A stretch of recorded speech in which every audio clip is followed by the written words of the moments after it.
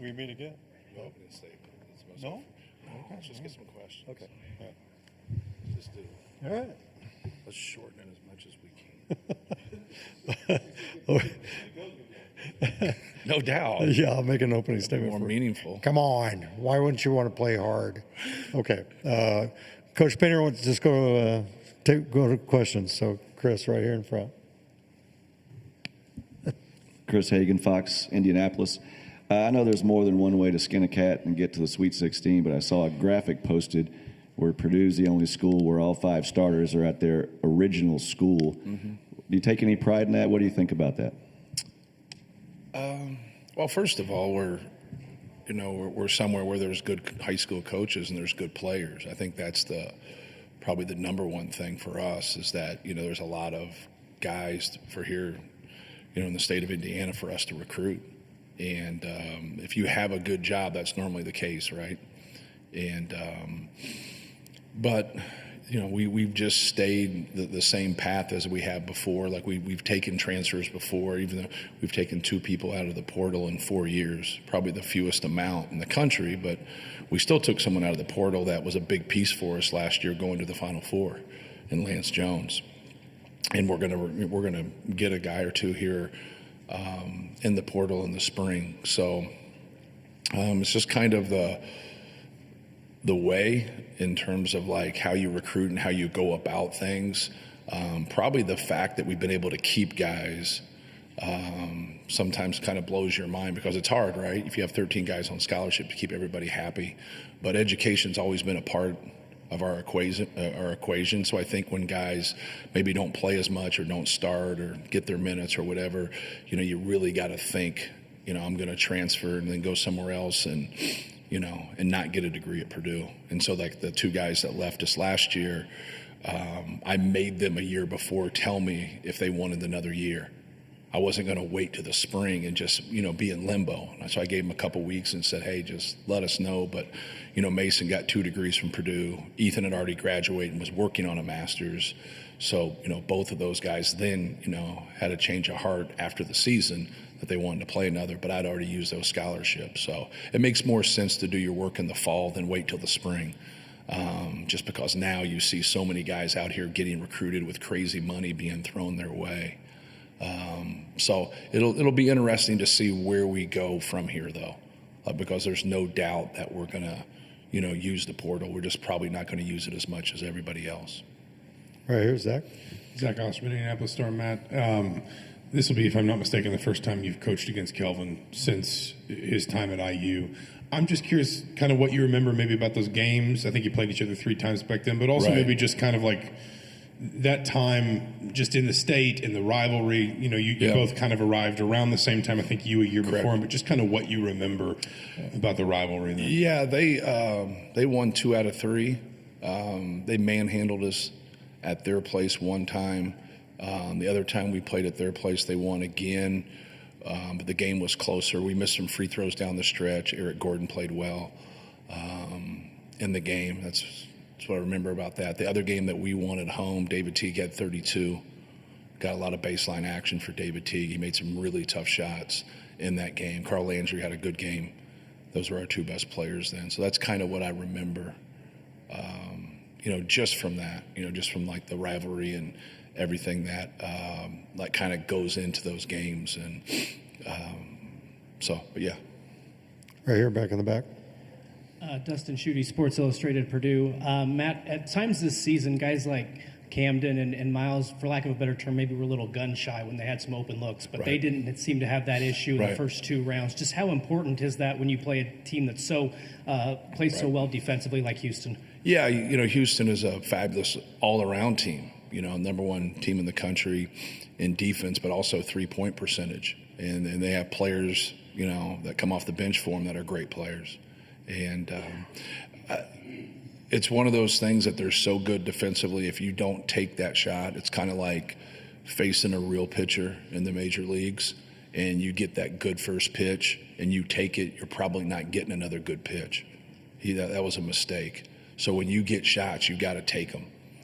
Because when you don't take them, you can end up with shot clock violations. You can end up with just pick six turnovers. Like they're so active and they do such a good job disrupting the basketball, whether that's their post defense and their doubles, or it's their aggressive ball screen defense, or just playing passing lanes and just their overall pressure. I could go on and on about it. Like they're an elite defensive team. So it's going to be important for us to let it rip, but it's also important for us to do that no matter who we're playing.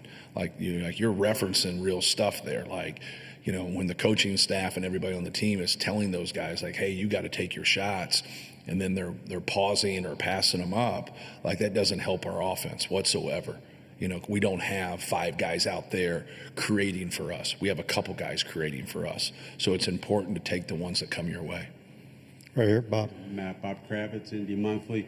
How do you explain TKR's growth this season? And you saw this coming a couple of years ago, even when he was still under Edie's shadow, under his shadow. Yeah. I would just say his work and the time that he puts in individually more than anything. Like who are you when the coaches aren't around? Who are you in the off season?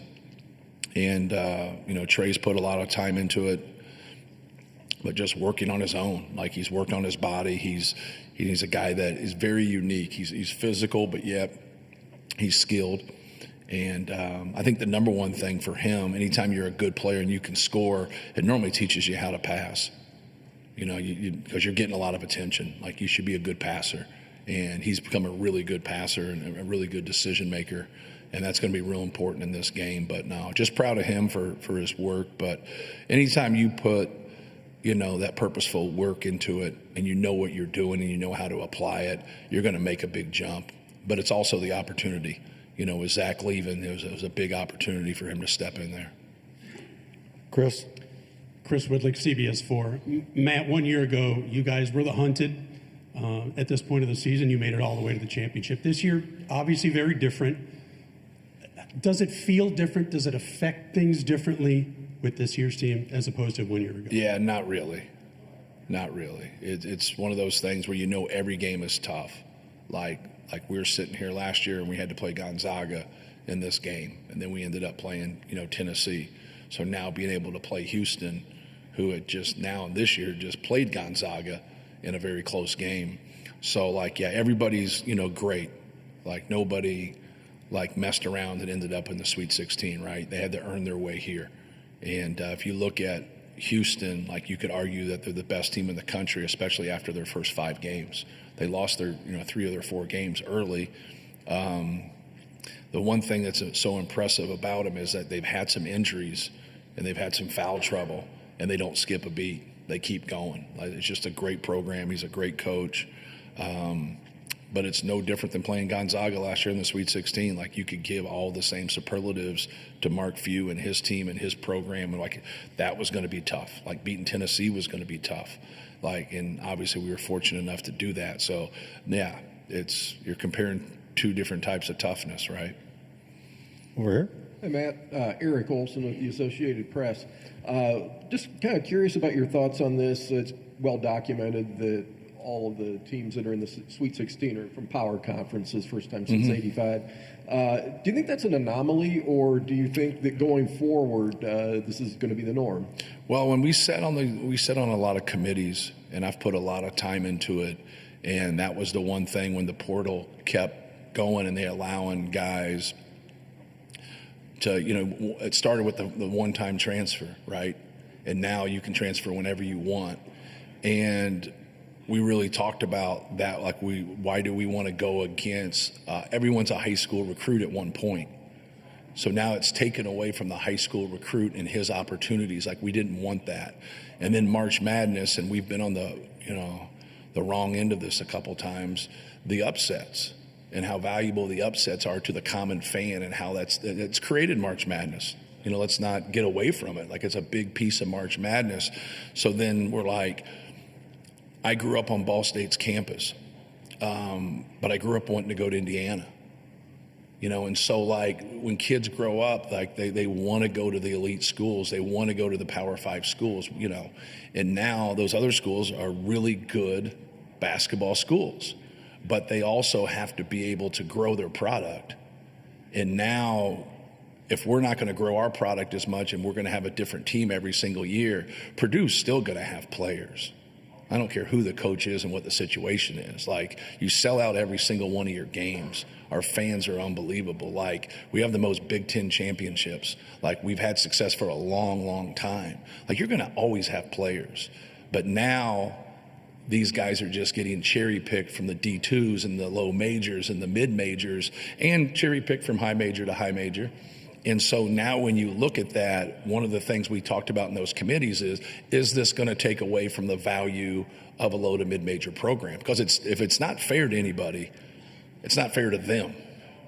Like, that's not fair to them. They get a good player, they develop a good player, they lose a good player, right?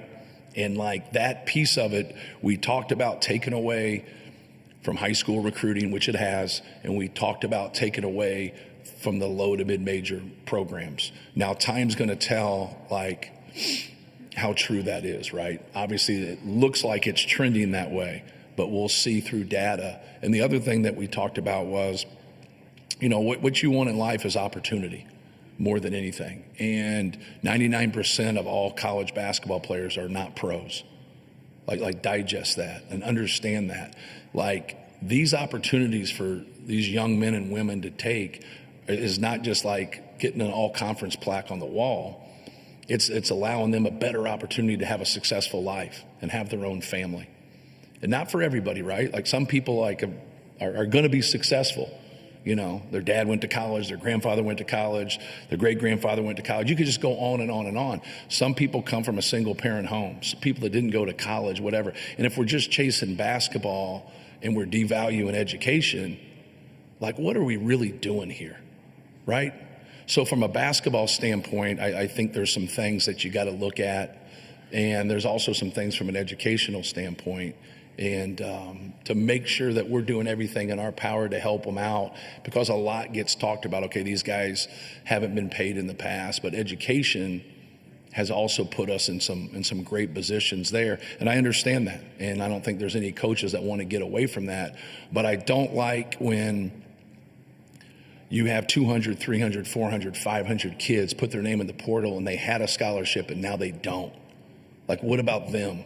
You're saying, well, that kid should be able to do what he wants. And people that are successful don't always do what they want. They do what's best for them. And we get away from that. But that's what we're here for. We're here to help them and fight them, but also be an advocate for them with that fight. And so, like, that piece of it has got to get fixed. Because now, if some kid was only going to get an education because he was good in basketball, that's a good thing. And now he has a better chance to be successful in life. And now if he just jumps schools and he thinks, oh, I'm going to go in the portal and get money and get a better situation, and now he doesn't get a scholarship when he had one, and now he never gets a degree, which we all know a lot of people out there have been very, very successful without a degree. But we all know it helps from a percentage standpoint. There's no doubt that it helps, you know, young people. So I think those are the type of things that we got to make sure we keep in perspective, not just, hey, this kid should be able to go where he wants. Coaches, you know, leave their schools and go other places and do that. And I understand that's a valid argument. It's a very valid argument. But there's a big cohort of young people in there with a lot of different examples in there. And it's always been our responsibility to try to set the framework of that so everybody has the best chance to be successful. And that really has much not to do a lot with basketball, but basketball really being a vehicle for life. We have time for a couple more for Coach Painter right here. Elsie Norton, SB Nation. When you have a point guard like Braden who's seen all kinds of different defenses and individual matchups in his career, does that make your preparation a bit easier on you when you're getting ready to play a team with a defense like Houston's? Yeah, it makes it easier on me, but it's still difficult. You know, the best thing I can do for him is go and play teams non-conference that is like Houston. If you didn't play, we didn't play Houston. But playing Auburn, playing Texas A&M, playing Ole Miss, playing Marquette, like those are some of the people, he's played against some really good programs, some really good coaches. But this might be the biggest challenge he's had. You know, this is the number one defense in the country. You know, this is a big challenge for our team, but, you know, he does a lot for us. but that we're just hoping through our experiences that we've put him in the best position to be successful. I know he's looking forward to it, and he's very competitive, and he's had a great year. But that's the one thing from our standpoint that we try to do. Some people think like we overscheduled this year, but anybody be a fool right now to think that the teams that beat us in non-conference didn't help us to get to this point, because they were so good. Auburn's so good. Texas A&M is so good.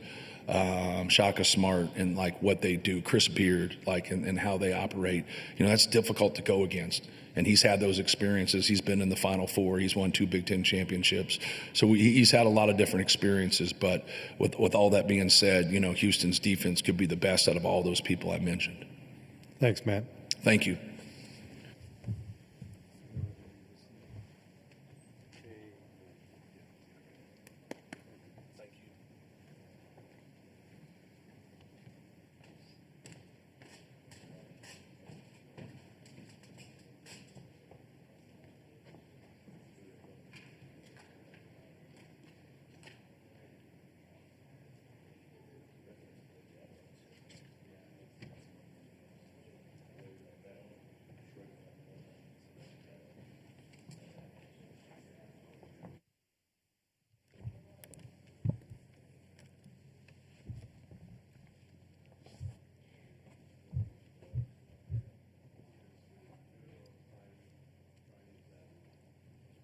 Jesse, you like this?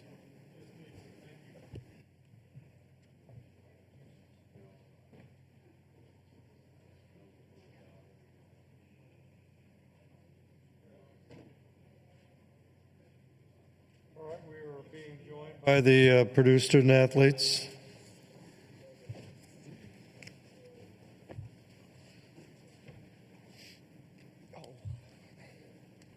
And we'll go to questions, name and affiliation, and please direct your question. Chris. Hey, guys. Chris Hagan, Fox 59, Indianapolis. Braden, so many other teams in this Sweet 16, they have a lot of transfers in their starting lineup, which is proved successful. But you guys have the stability. How important is that, not only on the court, but in the locker room, to have stability and continuity in the relationships you do with your guys? Yeah, I think we got a lot of experience together. Being able to play for our case 3 years in a row, I mean, that builds and helps over time. So having that is huge. And just, I mean, playing with Fletch, I understand like what he likes to do, like what he doesn't. Same with Trey, I understand like his spots he likes to score from, or where he's uncomfortable, or same with me for them. So, I mean, it just builds over time, and it's obviously beneficial for us to be able to be on the court together for so long. Tom Bruce, Sports Illustrated, Purdue. Coach was just saying that your loaded up sort of non-conference schedule helped you get to this point. I'm just curious, when you're watching Houston film and such, are there times when you see that's something like Ole Miss does, or we did this against that, or we did this against A&M, or does any of that stuff ever come up where that non-conference stuff really does translate to late March? I mean, yeah, I think so. I think when you get to playing these teams in the tournament, that's why you have a non-conference like that, to get you ready for games like this, so you don't go into just playing Big Ten teams and then you go in the tournament, you don't play Big Ten teams. So I think it obviously benefits us. Understanding how they play defensively are similar to other teams, and their coverages that they do defensively, or their whatever sets they run offensively, I mean, they're similar to other schools that we've played early on. So I think it helps and benefits us for both ways. Back here in the back. Serena Raboyne, WHAS 11 in Louisville. This is for Trey. I know you didn't go to school too far away from your hometown, but what is it like to play in this stage a little bit closer to Silver Creek? Trey? It's great. I remember when, obviously I guess this is in Gainbridge, but when we went to state and the entire town of Sellersburg came up, and you see all the, at that point it was blue and orange fans out there, and just the support that you get. And so I'm happy that, obviously my family, but even relatives and people from Sellersburg and, everybody that I know can come to this game. It's going to mean a lot to me. Questions, please, right here, Bob. Trey, Bob Kravitz with Indy Monthly. What does all this mean to you? You spent all those years developing, you redshirted, now you're coming of age, you're putting up big numbers. What does all of this mean to you after a very tough summer where you put in a lot of work? Trey. I think that's something that I'll be able to answer, after my time, in college is done, better. Right now it's one of those things where it's just the next step.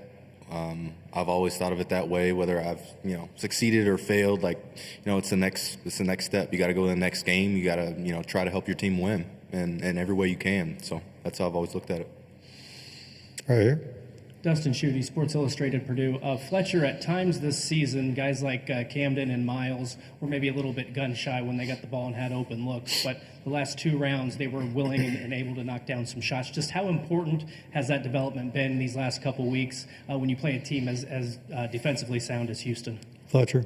It's been very important. Obviously, teams like to take away certain actions, and when you get it out of your hands and get it to those shooters, that's oftentimes the best shot, especially for Purdue. And they shoot such good percentage, and they put a lot of time into their shots. It's the best shot for Purdue when it gets swung to them, and they're going to continue taking. And we're going to continue helping us win games. Questions, please. Right here, Chris. Fletcher, when you think about how good they are in defense, only allowing 58 points per game, I know every possession is important, but even more so, and like you said, you have to value and take those shots. What kind of pressure does that put on that into the court? Fletcher. Yeah, I don't see it as pressure. I think you put in a lot of work to get into these spots and play in these big games against great teams. So now it's just executing, so trusting in ourselves and trusting in the work that we've put in to get to this spot, and then ultimately trusting our scout that we're going to get the ball in the right spots and we're going to knock down the shots. Scott. Fletcher, I'm curious, what is it like for you to have your dad as such a big resource as a coach, as a scout, as a basketball mind as you've gone through your career? Yeah, my dad's been awesome. Early on, I thought he was really hard on me, but ultimately it just got me to be the player I am today. And seeing his experience and what he's been through, college, NBA, whatever it was, he's helped me a ton, and then ultimately my brothers learned from him as well. So being able to listen to my brother and talk to him, and you just get a whole nother perspective, and it's just another coach that wants the best for you and wants the best for your team. Questions, please. Right here in the back. Thank you. Preston Harvey out of Louisville and WLKY. Trey, how have you seen your growth and development, and what have you learned from your previous experiences at Purdue to help prepare you for this stage here? Trey. For this particular stage, I'd say the run last year that we had, the scouting, the preparation, just being on this stage before. I think those are all experiences that you have. Obviously, from a skill standpoint, this past offseason really helped. I put in a lot of work. Like I said, I'm just glad it's paying off. Right here, Tom. Trey, Coach Painter mentioned earlier about you becoming so much a better passer over time. Can you just kind of explain that a little bit as to how you become a better passer and what all goes into that? Yeah, that's as these guys will tell you, that's not a trait that I thought I was going to develop. But no, it's just one of those things where if, there's going to be people doubling me, or we're going to have open shooters that knock down a high percentage of shots, you got to get it to them. You got to get it to, people who can really score the ball. And so I have confidence in everybody on our team. So it's the best look for Purdue. That was Trey. Questions, please. Right here. Dustin Schutte, Sports Illustrated, Purdue. Braden, obviously in the first 2 rounds you guys had the early tip-off times. You're going to play 10 o'clock, 10:30. Does your process change, or how do you prepare for such a late-night tip-off? Braden. Yeah, honestly, it's different. You wake up, you eat breakfast, then you get ready to go. But now we'll have time. I think we get to come in and have a shoot around here and stuff like that. So I think it'll benefit a little bit. It kind of sucks because for a competitor, you got to wait all day to go compete late at night. So I think that part sucks. But at the end of the day, you got to be ready. And I think playing in a game like this, like the Sweet 16, they'll get you amped up enough to where you're ready by game time. Right here, Bob. Yeah, Braden, what is it about their defense that makes them so imposing, Houston? Braden. Yeah, I mean, I think it starts with their bigs. I think their ball pressure is really good. I think they can corral the ball on ball screens, and they cause havoc. And then they got quick, athletic guards that are pressuring the ball. So, I mean, you're dealing with two tough defenders on you. I mean, for my case, coming off a ball screen or whatever whatever the read is. So, I mean, just that. And then when they're in the post, I mean, they got two big guys that are super athletic.